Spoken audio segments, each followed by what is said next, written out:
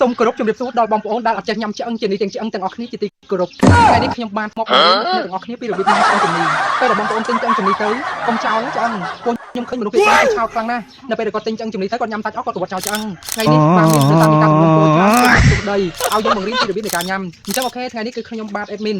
មកបរិញ្ញាទាំងអស់គ្នាឲ្យញ៉ាំដើម្បីឲ្យចំណេញសេដ្ឋកិច្ចរបស់យើងទាំងអស់គ្នាអូខេកុំឲ្យខាត់ពេលយូរយើងចាប់ផ្ដើមតែម្ដង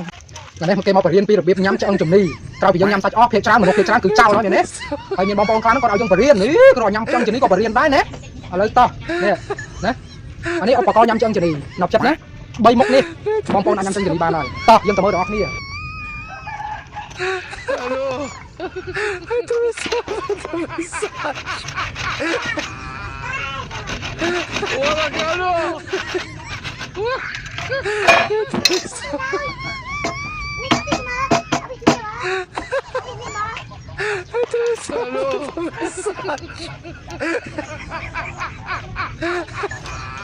អានេះលក្ខណៈថានៅពេលយើងញ៉ាំជាប់មិញយើងដកបានអញ្ចឹងណានេះបាច់ដកនេះ